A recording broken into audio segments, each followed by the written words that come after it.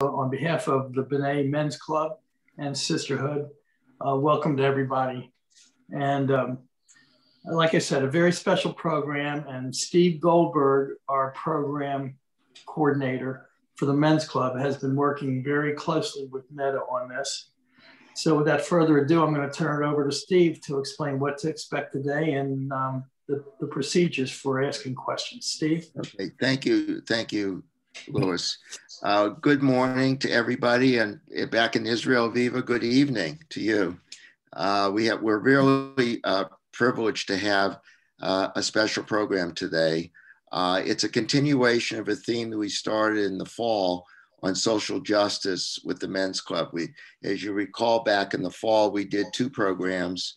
One with the Peerless Rockville group, talking about our African-American heritage in Rockville, and also doing our walking tour of African-American sites in downtown Rockville. So this program today, we had discussed back when we started to put our program together, and this turned out to be a real great opportunity that Netta has provided to us. I just want to tell people that we have a program coming up. I know we're very busy this week because of Pesach. And by the way, Chai Pesach Sameach to everybody. That today we are going to have Netta introduce our great speaker from Israel. And coming up in the program, I just want to give people a heads up. On April 25th, we're going to have a speaker from the JNF talking about the Galilee Culinary Institute in Israel, which should be a very great program back on April 25th. So without further ado, let me introduce our Shlicha Netta Asner-Minster. Thank you, Netta. Thank you so much, Steve. Okay, there we go. Oh, it's 1, 2. There we go. So thank you so much for everyone for joining. I appreciate it, and I'm excited to be hosting my friend Aviva. We'll be sharing a little bit more about herself soon. But before, I wanted basically have Aviva answer a few questions from me that I prepared. I wanted to give a little bit, very, very short background about Ethiopian Jewry and them coming to Israel, and just so that you have a framework of what the time period we're talking about, and as well, and then to give a context to Ethiopian Jewish life in Israel today.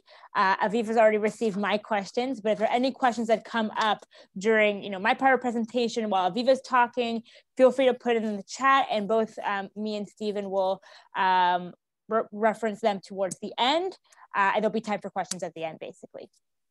Okay.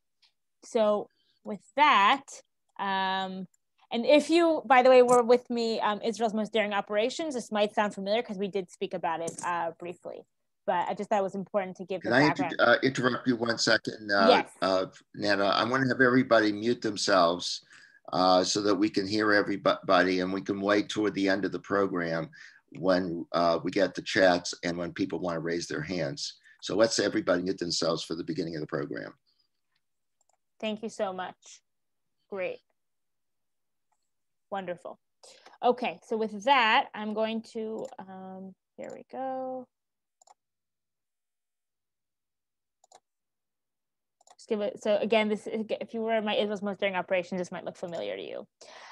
So just a little bit of background about the Ethiopian Jewry and how they arrived to Israel. So in 1977, the chief rabbi of Israel at the time, Rav Yosef, recognized Ethiopian Jewry as Jewish and declared it to everyone. And from that point, that is when the Prime Minister Menachem Begin began to make efforts in order to help Ethiopian Jewry arrive to Israel. And what happened in the first stage, this is 1977, Israel had an agreement with the leader of Sudan, whose last name was Mangisto, and that they would give him weapons, and in return, he would allow Jews to come to Israel. But unfortunately, very shortly afterwards, about 6 weeks, Moshe Dayan told this Swedish newspaper about it, and then it was shut down. Very shortly after, someone who was very much involved in the Ethiopian Jewry Aliyah, Freda Aklum, he assisted bringing 30 Jews who were in Sudan to come to Israel, but he stayed behind to help additional Ethiopian Jews to come to Sudan, and from there go to Israel. So this is when late 70s, early 80s, that movement of Ethiopian Jews from Ethiopia to Sudan actually began. And families and individuals would really risk their life, literally, in order to walk from Ethiopia to Sudan by foot. And they had dangers of not only starvation and dehydration, but also of people who would come across their paths on the way, and they would be either stolen from, either could be murdered or women would be raped. You had horrible things that happened during the time. Also, when they arrived to Sudan, they'd be put in camps, and also the situation there was horrible humanitarianly wise, and also with diseases, etc. So that's just an important thing to mention. And I'm sharing this on my screen because in 1981, the whole movie of the Red Sea diving resort took place. So again, we started in 1977. 1981 is when they opened this diving resort called Agos. And the movie that came out about 2 years ago really shows what the story that happened. And the diving resort was so successful, they actually made a profit from it. And they were taking the Ethiopians who were in Sudan and were in these camps by sea to Israel. So this way they did it for about a year, and they saved a couple hundreds of people. They were saving, hundreds at a time. Unfortunately, it didn't succeed or didn't last for so long because the Sudanese military got suspicious, and the Red Sea diving resort called Agos was closed down. Okay, and then basically, here we go. Basically, afterwards are the big operations that brought Ethiopian Jewry. We have in 1984 Operation Moses that brought altogether 25,000 Ethiopian Jews, okay? And it was 47 days, 36 flights, and it was done with Belgium flights, meaning it wasn't Israeli planes, it was European planes that brought Ethiopian Jews to Israel. And unfortunately, because Shimon Peres also spoke out now, it was canceled.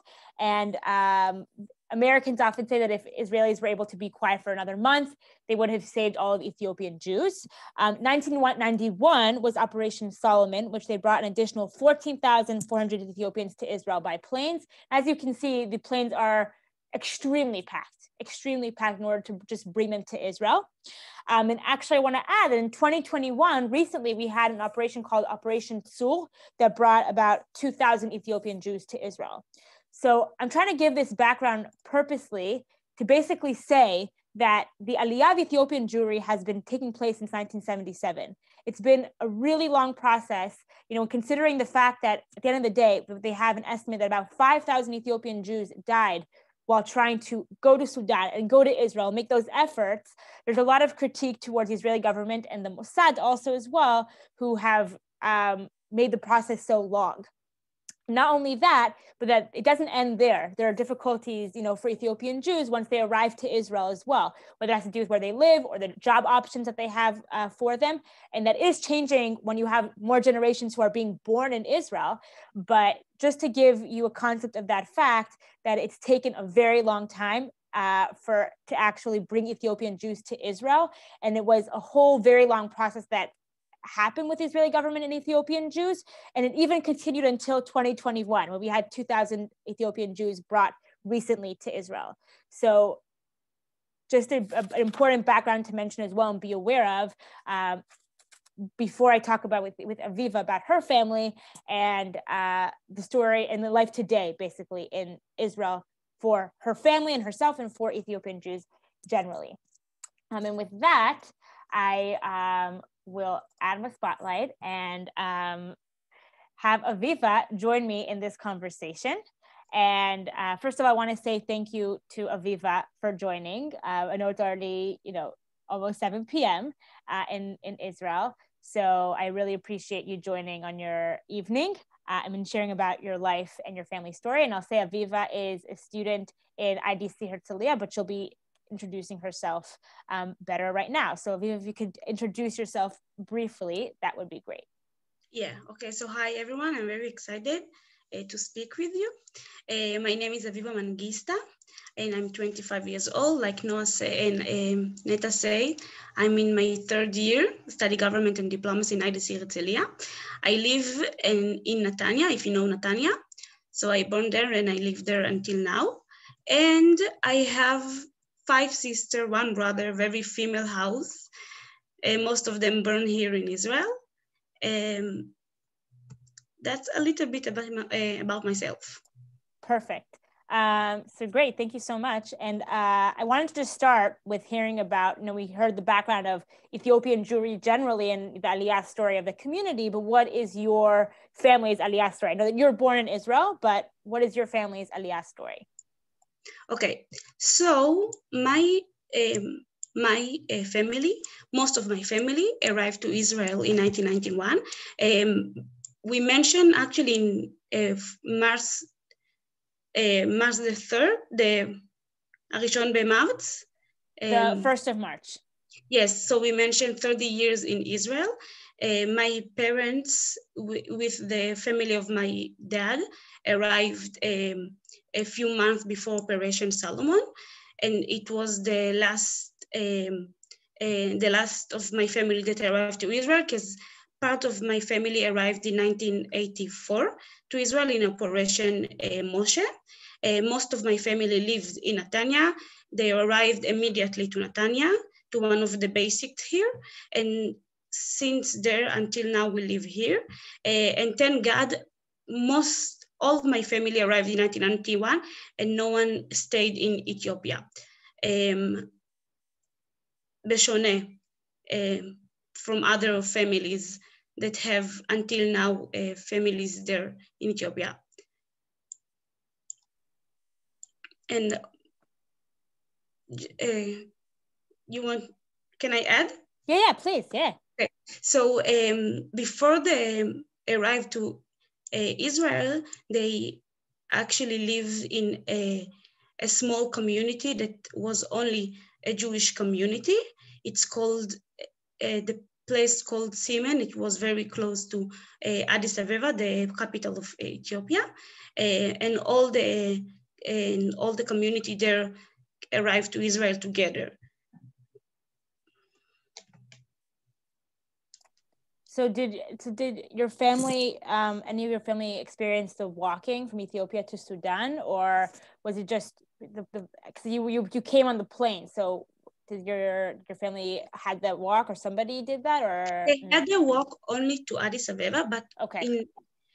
But I have uncles and aunts that arrived from Sudan, and there is like a big story with their family and with their children. That 3 of my aunt children, my nedodim, died in the way to Israel, the way to Sudan. But it was very. I think it was very.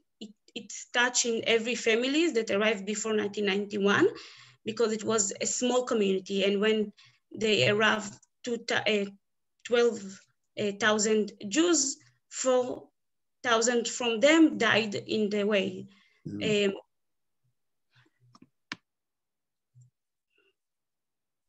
Thank you for sharing that. And it goes to show that, depending on when you made Aliyah, that you had a different situation. You're like, your uncle had this experience, but your family had a different experience. It's goes to show, how long this process was and how it influenced different people. Okay, so I jumped immediately to talk about Israel today, basically. And the question that I asked you was to share 2 specific stories about you and your family's life in Israel, and through that kind of share your experiences, basically, of whether there are challenges, whether there are highlight moments, or both together. What basically is life for you and your family in Israel right now? Okay, so the living here in Israel, for me, it's great. I don't have like other country to lashvot, to compare, because I born here, but I have my oldest brother and my oldest sister that both of them born in Ethiopia, so they can compare. But they since that they born, they spoke all the time about the dream to come to Israel. So the comparison is just to live here and stay here. I can tell about my parents that they have a lot of challenges and a lot of struggle, because they came from a country, in an undeveloped country, and they have to now to raise children here with other education and with a development city, and they had to study a lot. But I think that every time that I speak with my parents and I ask about their challenge and then what they have to say about that, they say all the time that it was their dream, and if this, for me it's a big struggle, but for them it's like it's nothing, just their opportunity to stay here and to live here and to make their dream come true. I can, sorry, כתב לי שזה לא, האינטרנט לא יציב. We can still hear you. The picture's a little bit blurry, but we can still hear you. You're doing well. Okay. I'm happy. Just my internet is unstable, so I'm trying like, okay. Okay. No, נטע, אפשר להמשיך? Yeah. Oh, do you have a story you wanted to share, or that's what you wanted to say? No, if you we can continue with the question. Okay. Sorry. So I think maybe you can share, because you told me before in the story about your mom and her job. So maybe you could share a little bit about that story as a challenge, just to, I think what people here are not, I wasn't aware about it beforehand. So if you could share about maybe that, I think that could be interesting. Okay. Yes, of course. Okay, so my mom is very strong woman, and she like have a lot of struggles in her work. She work in a meshek bait, in cleaning with older people. And when she arrived for, I don't remember, a few years ago, it was one of the houses that she went there didn't want to accept her because of what she is. And I remember when I spoke with my mom about that, like, how do you feel about it? How it was for you to hear that someone doesn't want you because who you are? So she said that she really don't care. It not was about that she don't care. She's just say, okay, there is a lot of struggle here, and I know who I am, and I know where I came from, and I know very good my identity. And if someone doesn't want to accept that, so this is his problem and not my problem. I don't need to stay at home and feel so angry and very upset. It hurts me, but it doesn't hurt me so I can like give up and say, I don't want to live here, and I don't want to stay here. And for me, it was a big lesson, because as the youngest generation, we need to be very proud about where we came from and and about our history. And when you hear, when I hear my mom say, you just be who you are and just be very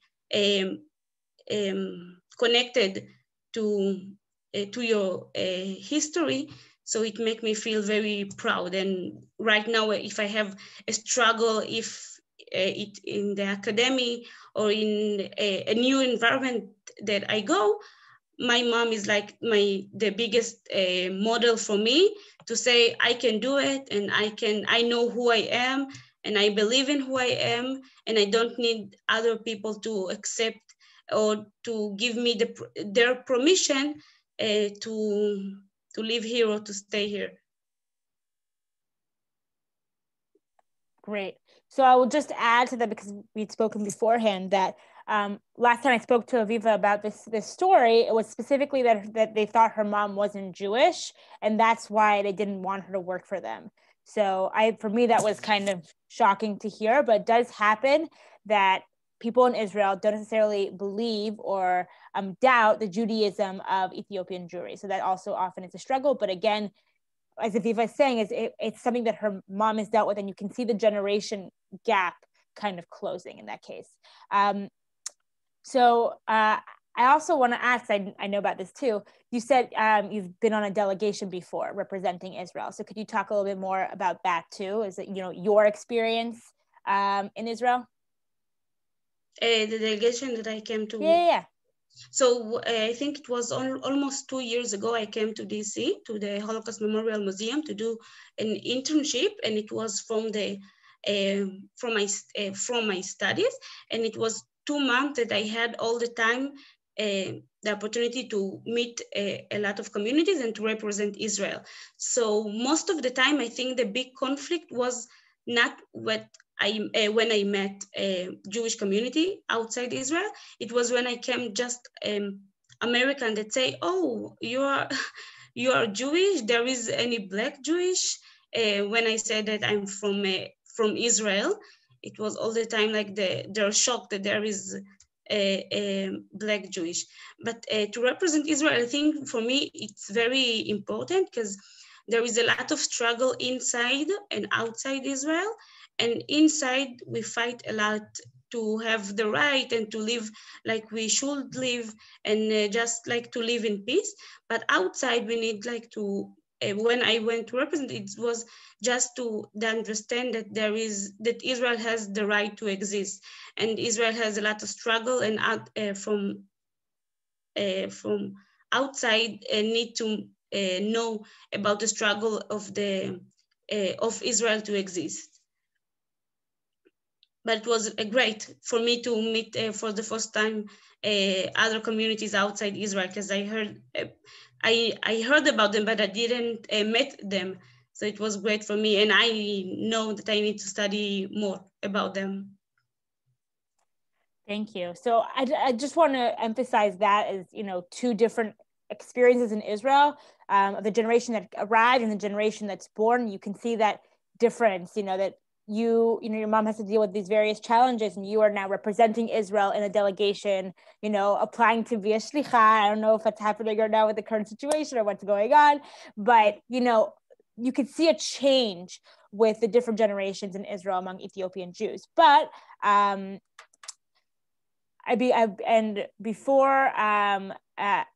connecting to what you said before about being proud to be Ethiopian, I wanted you to share some, Ethiopian customs and traditions you still do today.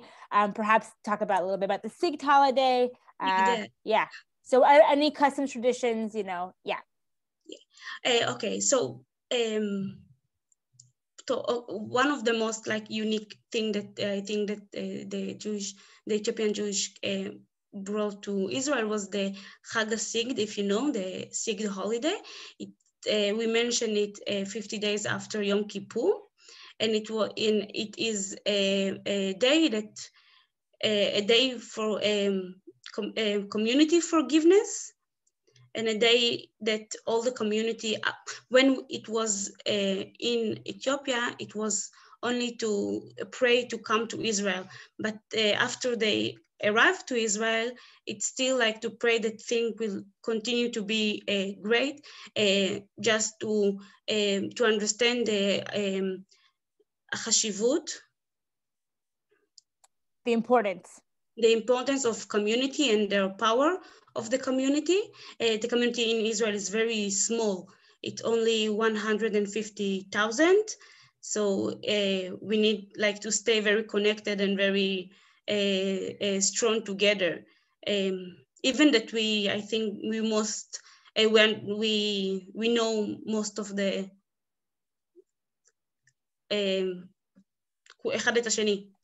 most of each other. Yes. So there are any other customs and traditions that are unique besides the Sigd holiday, certain foods that you eat? Yeah, okay. So we have in Shabbat, we have the dabo. It's like the challah of the Shabbat.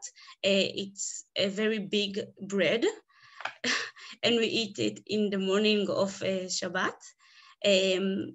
Another thing that we are doing that it's very, until now, it's very hard to do it. We can marry someone in 7th generation. It's very hard because we are still a small community, and you know everyone. So Wait, so what do you mean you can't, what? Say it again. I can marry someone if he's under 7th generation. In Israel right now, we can marry like 5th generation, but it's still very hard to find if you want to 5 marry. generations of Ethiopian Jews, you mean? Yes. Okay. Yeah, it's very hard to find that, but it's still family. Very interesting. I feel like there's a lot of people who are, not doing that. Yeah, there is a lot of not doing it, but it depends of the family. And here in Israel is very hard because you meet in Ethiopia, you met with shidduch when in shidduch, and in Israel you just met someone, and then the family met. When they meet each other, they say, okay, but we are like 4th generation, it's close, you can marry. Sometimes it's work, sometimes it doesn't work, and the couple need to break. But it's very hard. So I mean, I still like, it's very important to me because my parents still want me to not marry someone under 5 or 6 generation. So I need to ask very immediately if we can check like family generation. It's so interesting. It's so interesting, and it's very important. It's very not funny, but it's very good because my mom can actually count, and it's not just to count, it's to know like 7 generation from the mother and the father side. So she like remember everything, and you don't have like, you have like the uncle that know how to count the generation and how to check if the family it's close, and this is how you like check even Judaism. Very interesting.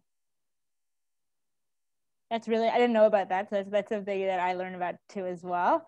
So I'm starting to get questions in the chat, but the last question I had before I use other questions was the elections are coming up this Tuesday.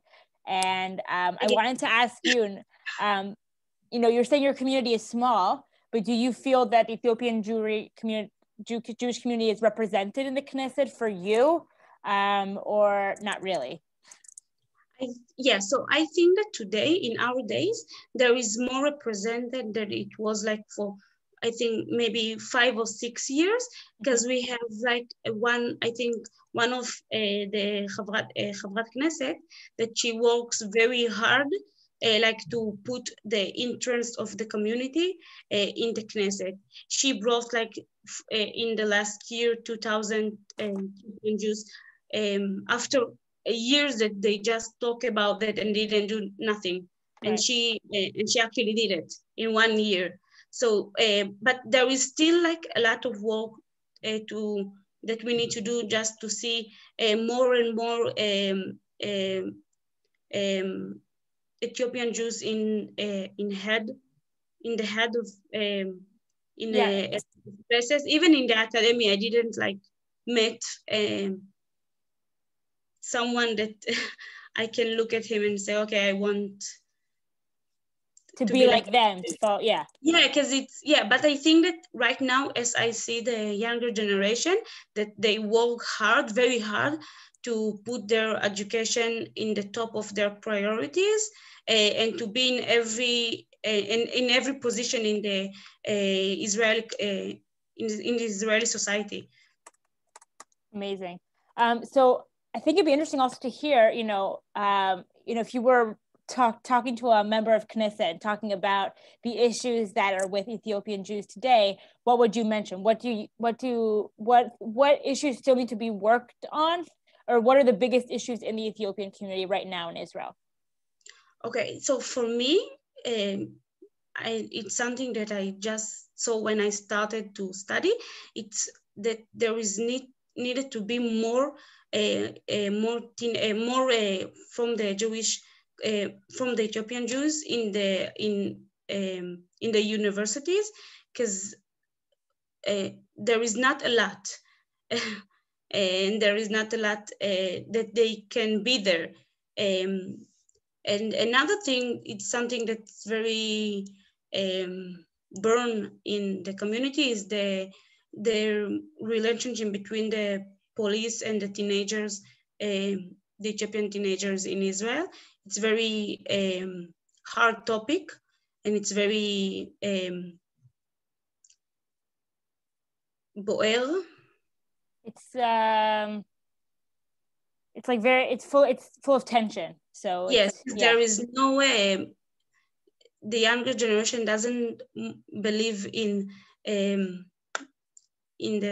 police, in their work in the department of the police. So it's very hard just to, there is need a lot to do just to make them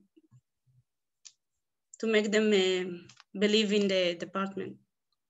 So I will add that in 2019, so there were major demonstrations of the Ethiopian Jewish community following, and please correct me if I say his name wrong, I apologize, Salomon Taka.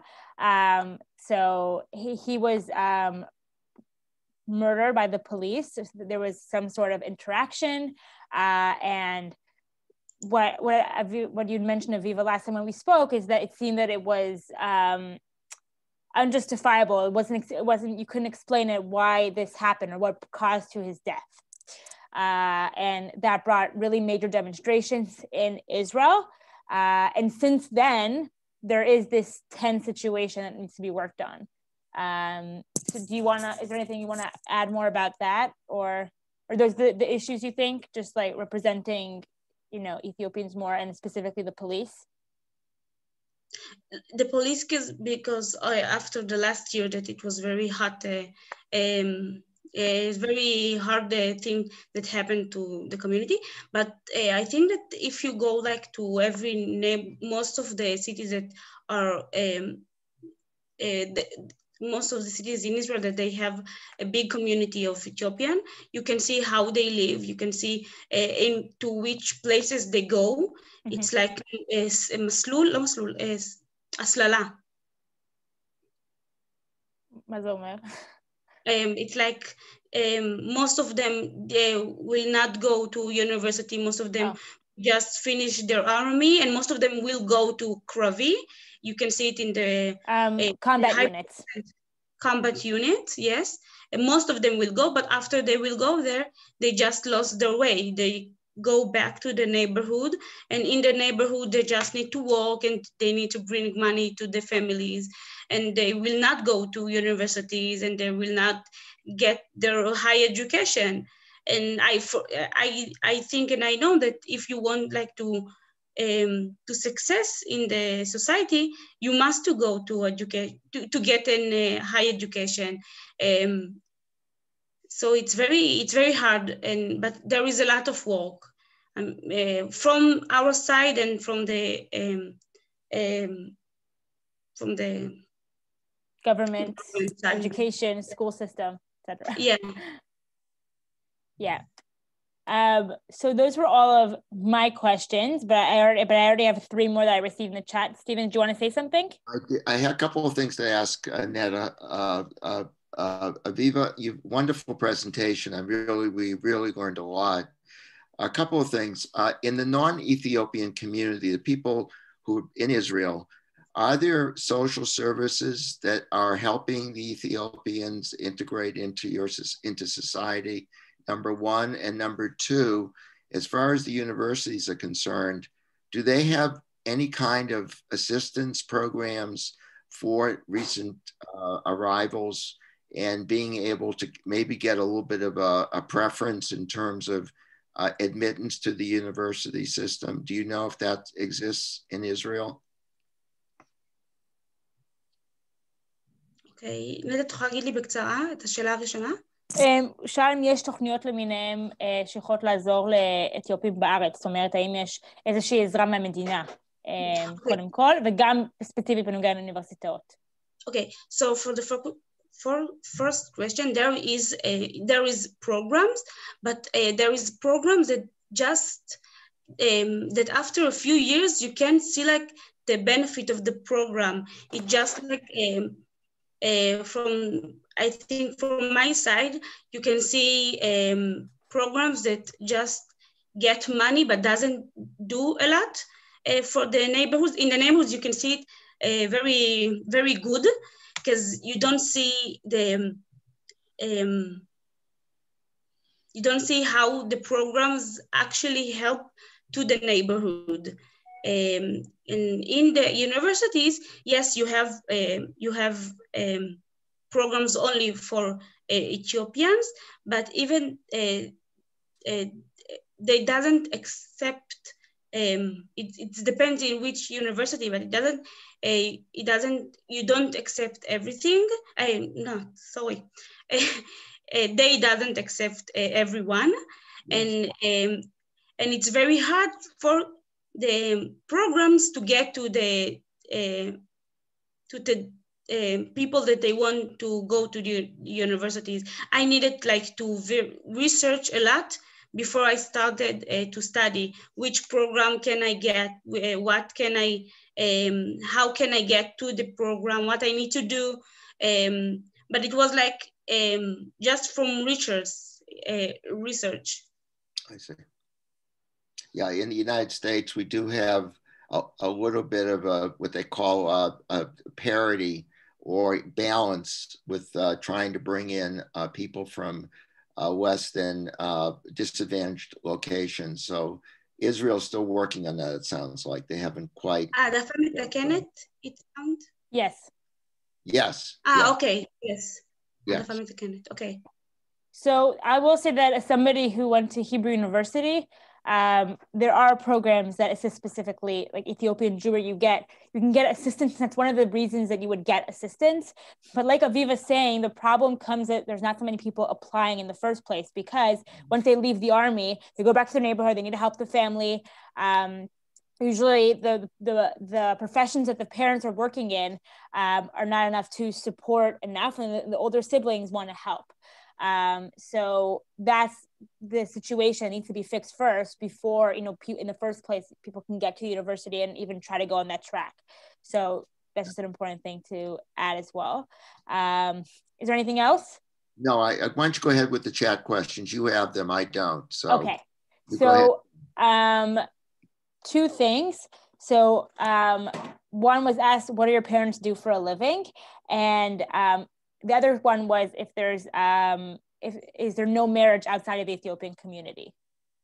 Okay, so the first question, my mother works in a Meshek Bait. So housework, basically. Housework, yeah. Yes, and my father works in cleaning. So I didn't feel like it was very hard for me, like don't get like the best education that I needed. But it was hard sometimes. But I worked since I was teenager. When I studied and I worked, I mean, it was great for me. I don't have any regret. Yeah. But the professions that they have are, more like not office type jobs, basically. So yeah. So, and is there any marriage outside the Ethiopian community? You're supposed to marry within the community? So no, there is marriage outside the community.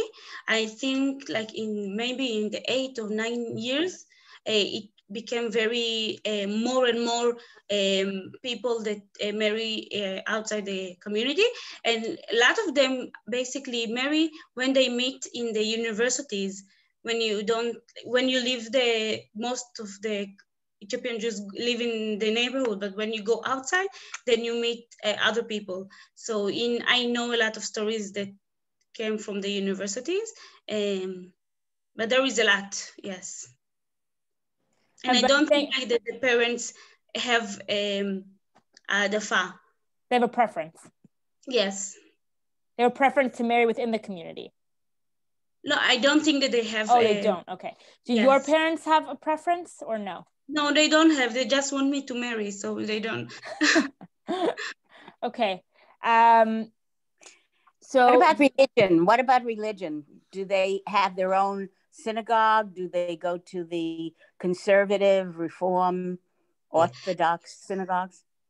So I go to an Orthodox synagogue. Not for Ethiopian, but most of the mitpalelim, people who pray, the congregants are Ethiopians. My parents go to a synagogue. It's very far from where we live. With Kesim. Kesim is the religion head of the community, and there it's not. I can't say it Orthodox, but it's very different from what from the younger generation, because they pray in the Gez language. It's a holy language, and most of the people that will pray there will be very, very under 50. Over 50. Over 50, sorry. So it's important to be aware that in Ethiopia they speak in Hebrew say Amharic, so Amharic or something like that. That was the spoken language, and they had a holy language Gez. So that's its own writing, the own language. And Aviva, would you pray in a synagogue like that, or do you pray in an Orthodox synagogue? No, for me it's very hard because I don't understand. But just in the Sigd, in the holiday of Sigd, and in very few time that I can go to pray there. But no, most of the time I'm going to an Orthodox place, because this is the close place for me to pray. And I don't have a conservative or Reform place close to my house. So I will add, Norma, that conservative and Reform is really not so much a thing in Israel. To be honest, there are 6% or 8%, something of the sort of people who identify as reformists or conservatives. So the amount of synagogues you have is accordingly. Whereas, about 45% of Israelis are Orthodox in some consent, but either ultra-Orthodox or Orthodox. So therefore you have many more Orthodox synagogues that are around, and usually people who, even if they're secular, the shul that they don't go to is Orthodox. Okay, great. So the other question that was asked by Sol and Susie was, what are you studying and what do you want to be your profession? Okay, so I study government and diplomacy. This is my third year, and what I want to do, I still trying to figure out, but I really want to work in a government department. Government department? Yes. Yeah. Okay.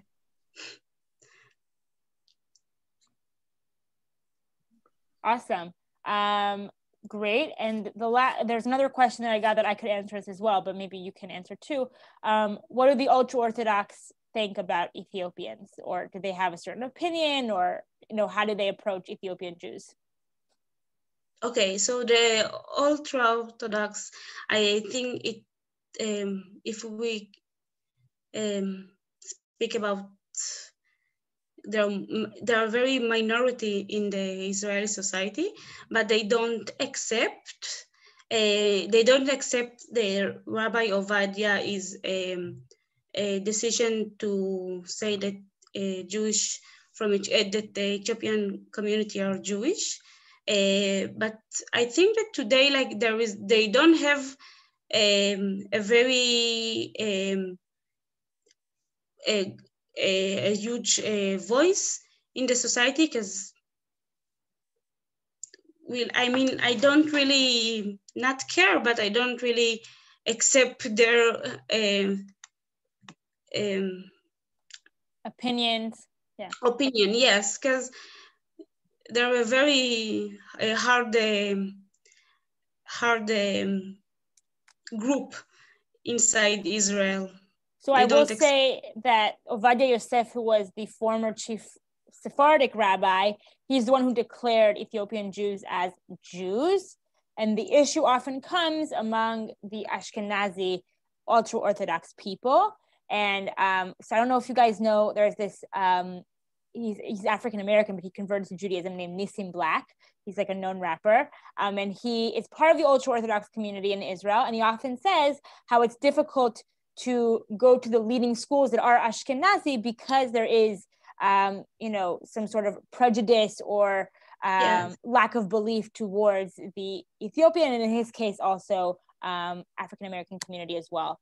There is even have like stories between the Ashkenazi ultra-Orthodox to the Sephardi ultra-Orthodox.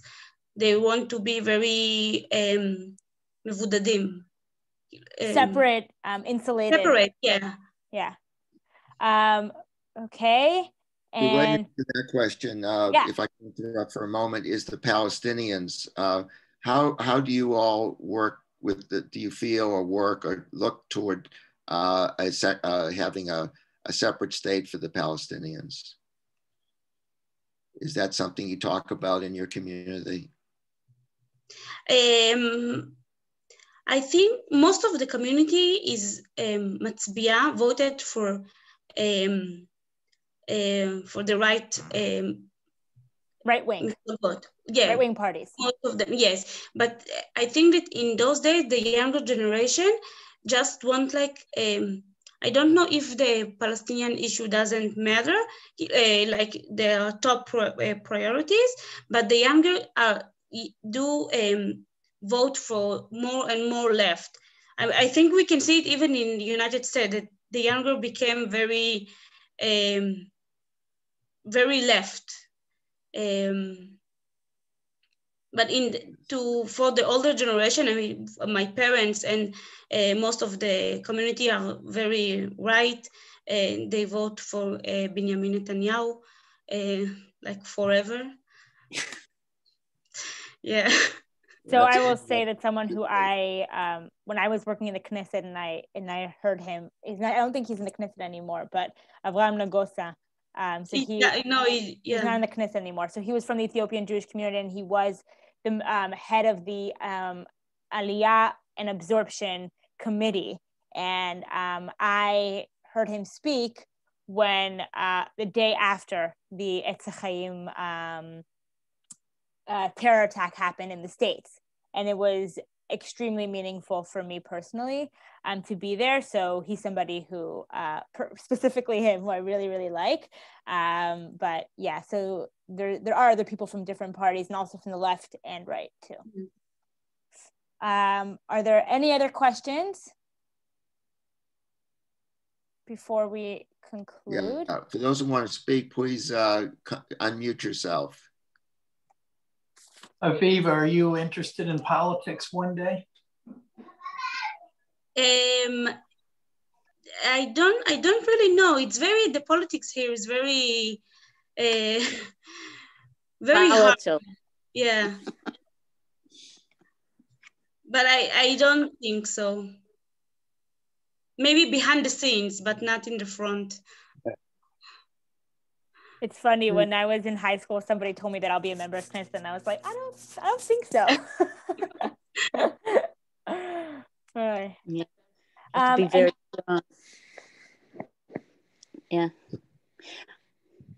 So sorry, Luz, do you want to, someone else was speaking.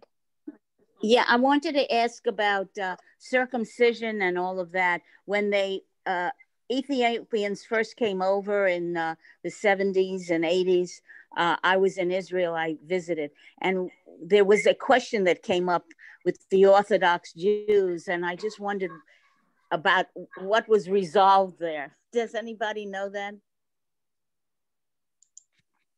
Circumcision, the boys? I think from what I know, Aviva, correct me if I'm wrong, but everyone, circumcises, right? מה זה ברית מילה, שעושים את זה כרגיל. כרגיל, even in Ethiopia, yeah, it wasn't, I understand what you say, it was the הקזת דם. It was a very hard issue. Okay. So the idea was that people didn't believe the Judaism. So they wanted to do like an additional, as if circumcision, but they've already been circumcised. So what you do, if you're already circumcised, but you're going through a conversion, you just draw blood. So Aviva, you want to, well, I don't know. It was very hard because in the 70s that they're כמעט הכריחו, almost they forced, they made people do this. Yeah, but since after the 70s, no one in the community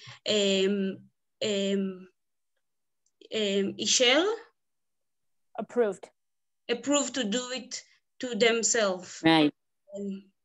It was very hard, and there is a lot of very hard stories about people that after this issues just left the country to Canada and to United States and back to Ethiopia.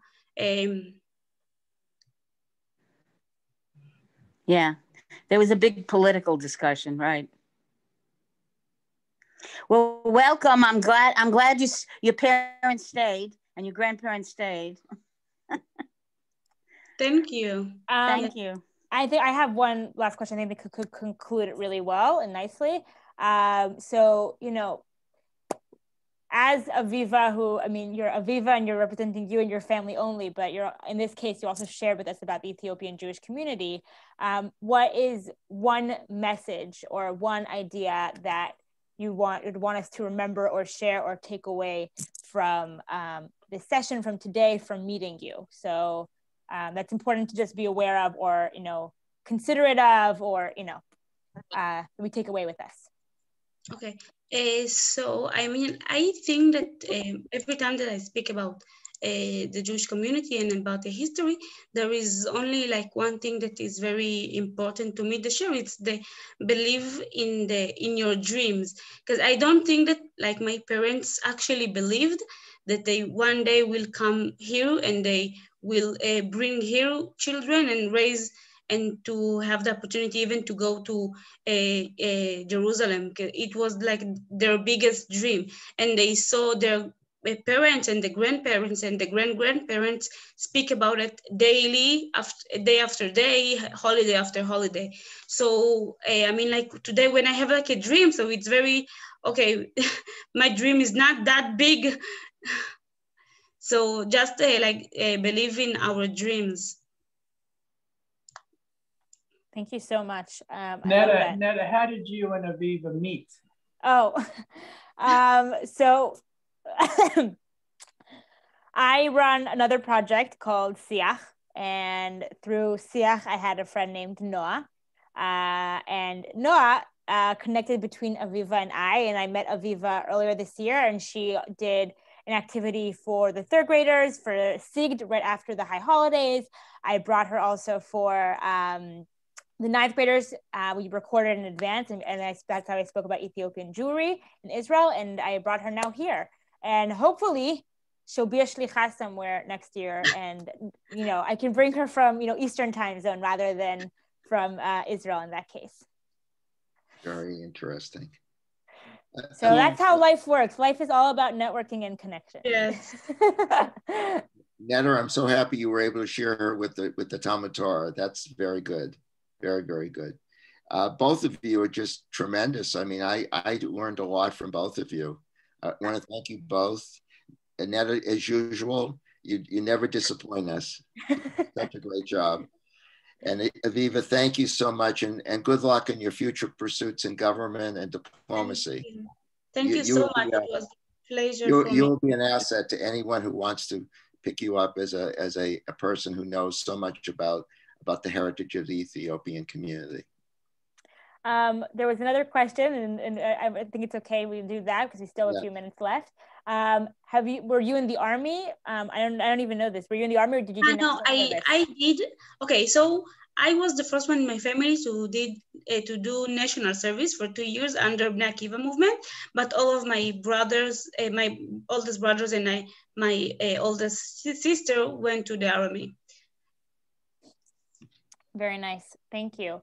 And thank you to the Men's Club and the Sisterhood for hosting us. And thank you all for coming here this Sunday morning.